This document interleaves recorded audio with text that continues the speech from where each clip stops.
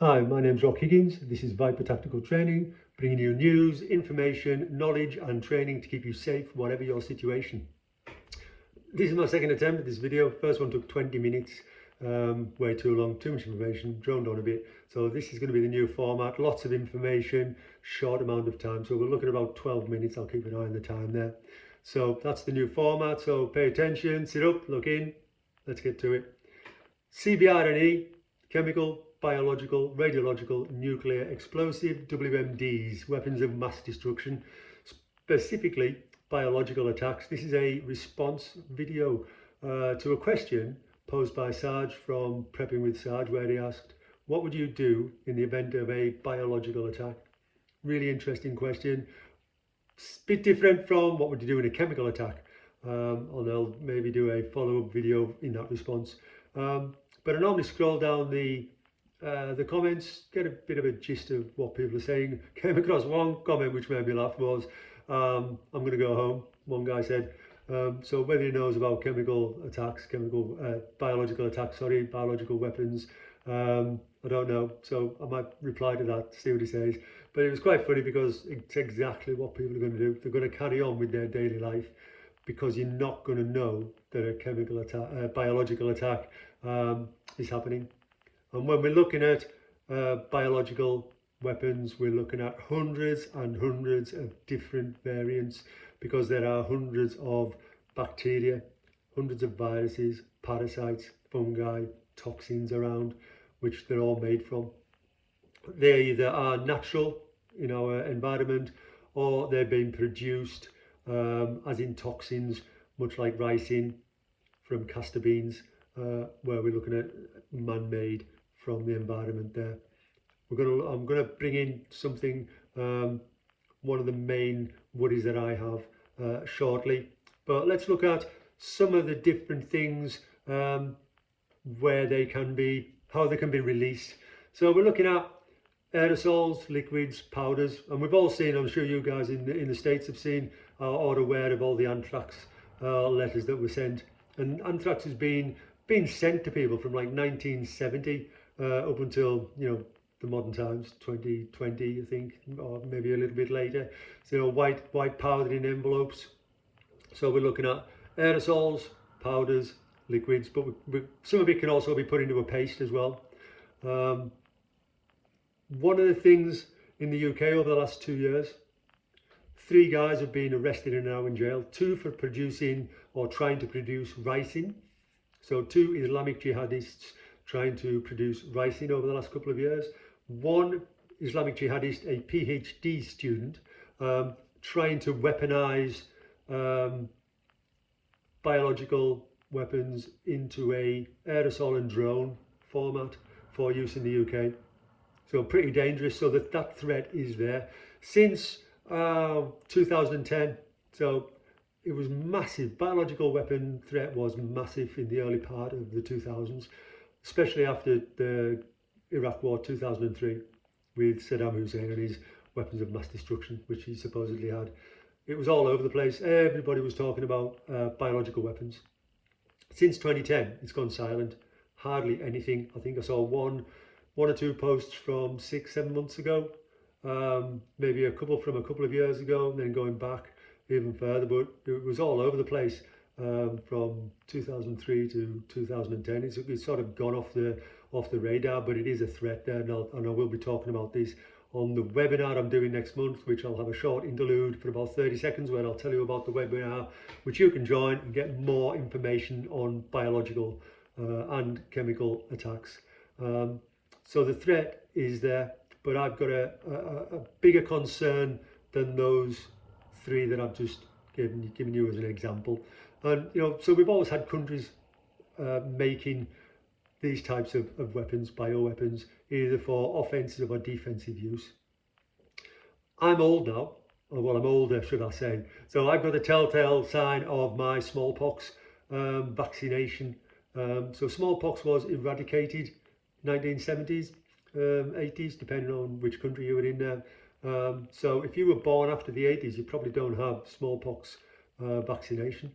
The only reason I'm mentioning this now is I'm going to talk about a simulation that was run in the United States in 2001, and that'll become a lot more clear when we go through that. So let's look at dispersals then. With aerosols, liquids, powders, and paste. Well, especially it can be put into paste as well. And we're looking at, within those three, how we can enter our body. So we're looking at ingestion. So we eat it, we drink it, things that it's been infected by. We breathe it in, so aerosols, vapors, liquids, air droplets in the air, or we absorb it through our body, through cuts, scrapes, bruises, abrasions and things like that. So 3 different ways, and one of those ways, which I'll come on to in a minute, is a bit more prevalent, a bit more worrying when we're looking at the UK biosecurity, which is all over the place at the moment. We've already seen as well weaponization of insects, wasps. If we're looking at our biosecurity, where we're looking at plant life being destroyed, where we're looking at animals being infected. I don't know whether you've seen Threads, the film. I wasn't going to talk about that, but that just popped into my head, where there was a nuclear explosion. People didn't know whether it was safe enough to eat lamb or mutton from sheep, because they didn't know whether it was infected enough. Watch that film, it's really scary. It'll probably hit it home if you can get a copy of that, or watch it on wherever you watch it, Netflix or wherever. Real good film. So we're looking at different ways they can be disseminated, different ways they can get into our body as well.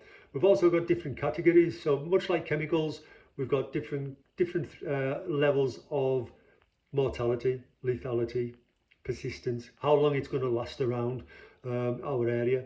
So I'm going to cover that on the webinar as well. Different categories, different symptoms. I'm going to look at that as well. So much like COVID-19, that is a prime example of a virus. So the whole world was shut down, wasn't it? Came from China. Everybody's really worried. They decided to close the airways, close everything down, but the people are now here before we closed the airports down, and it just spread like wildfire. And it wasn't even classed as a high mortality virus, even though it killed over 10 million people, with many more millions incapacitated by the virus, through illness and everything else. And we've seen some high-profile cases of that. From lockdown. So that is a prime example of a virus or a bioweapon spreading unknown. You don't know if that person sitting next to you has got it. One of the things I've always found funny, especially during lockdown, where this shows you how scientists and maybe politicians don't have much common sense. Might be intelligent sometimes, but they don't have much common sense. Why tell people to sneeze into their elbow but not shake hands, but then go and elbow bump each other in greeting? So what have you done? You've sneezed a virus right into where your elbow is, and then what you're doing is going bumping, elbow bumping, and passing it on to your best mate or whatever. And what do you do before you sneeze? You go, take a deep breath in. So when you pull your arm up, you're breathing that virus in, aren't you? You're breathing COVID in. So you're going, achoo, and then you breathe it back out, goes all over you. It's not going to just go to one place, it's going to go all over down, then you fist bump your best mate and you pass it on. Brilliant. Brilliant piece of advice there. Not. So, not knowing who's got that, that bioweapon inside them. I read a book, and it's a really good book, 2009. I'll just quickly show you it here. Can you see that? Patient Zero. Don't let the zombies fool you. I'll put that on there for all my zombie fanatic friends, okay? But the gist of the story is really, really important. The science in the book is mainly factual. The virus isn't. That's obviously a fictional virus, but the rest of the science is actually factual. We've got, we started off with IEDs, didn't we? Improvised explosive devices. Then moved on to person-born IEDs, suicide bombers. the gist of the story is that this jihadist has invented a pathogen that will turn people into zombies. So much like the old spy cyanide in the tooth pill that would kill them if they broke the tooth there. These guys put the pill in the teeth, go into the USA, smash the pill, the virus turns them into a zombie, they go on, biting everyone, and that's it. But that's much like how viruses spread. You don't know how, who's got it, where it is, or whatever. Have a read of the book. The science is really interesting. And I'll come on to that a little bit later when we look at this simulation that was run. One of the biggest things that, just looking at the time there, 10:49. So, like I said, I'm going to be doing a webinar next month, 29th of June. I'm going to look at this a lot more in depth. It's UK time, 10 till 12, so 10 a.m. till midday UK time. I'll put a link below in the description. I'll put a link below for my 10.5 tips for CBRNe attack, what to do, what to have. I'll put a link down there for Prepping with Sarge's video as well, but I'll put the link for the webinar where you can book your seat. I only want about 25 people at the most come, so I'll put that on there. We'll look at this a lot more in depth. Like I said, we're going to look at types of weapons, types of targets, the symptoms, the general symptoms that we might get, but agent-specific symptoms as well.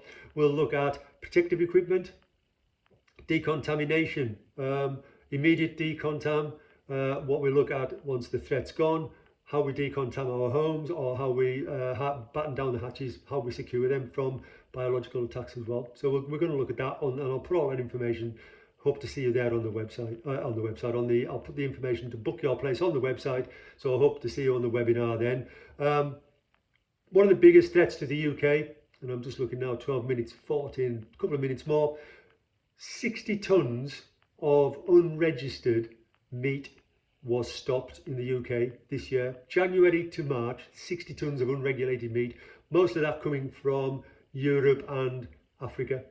So few dodgy places in Europe, but these animals in South Africa, in the African continent, are the most worrying bit, because these are wild animals that are being caught, butchered, and then sent to the UK.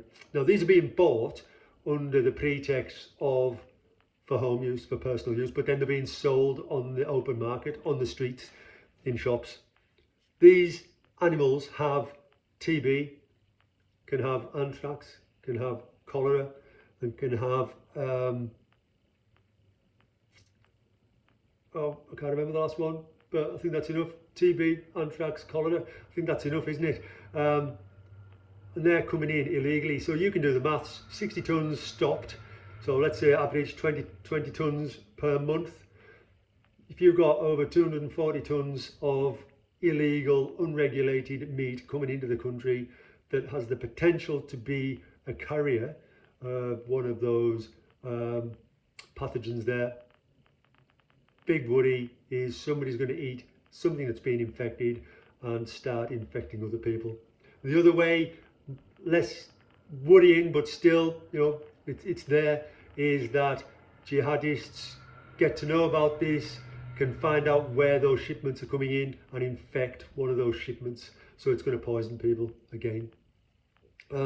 Just to quickly finish off, and I'm going to look at my notes for this. So 2001 in the USA, they did a simulation where they ran a simulation through Johns Hopkins Hotel and Homeland Security called Operation Dark Winter. So check it out. Have a look at the stats for that. Really interesting. They ran a simulation, started off in Oklahoma City, where they did a terrorist attack releasing smallpox. So like I said, smallpox being eradicated. 3,000 people infected in that one attack. Waited for a couple of days, so people are disseminating. Then they did another attack, one in Atlanta City and one in Philadelphia. These are all in very busy shopping centres. And then they tracked the movement of people through air travel, vehicle travel and train travel throughout the country. Mortality rate was 30 to 50% of the US population, because a lot of people don't have that vaccine already. What they found was that the vaccines that they did have around the country, they couldn't get disseminated fast enough because people were going to hospital. The hospital staff were getting infected. The truckers who were supposed to be getting all these vaccines off, they were infected. They were going to hospital, reinfecting people, so it just spread like wildfire. They also then looked at containing people, keeping them in certain areas, but they didn't have enough police because they were getting infected, they were getting ill. The military, the ones that were already safe, either in bunkers or in all this, the CBRNe kit, they were vaccinated, but they still didn't have enough to contain each area. So they had I'm not going to go into it too much, you can look at this. They had a final outcome, which was it was a failure. The virus could not be contained. Panic would ensue, which meant things are getting absolutely shit at the fan type scenario, end of the world type scenario. The media caused more panic due to their reporting as well. And that was in 2001. What they also found was they didn't have enough vaccines for the whole of the, there were 20 million short for the US.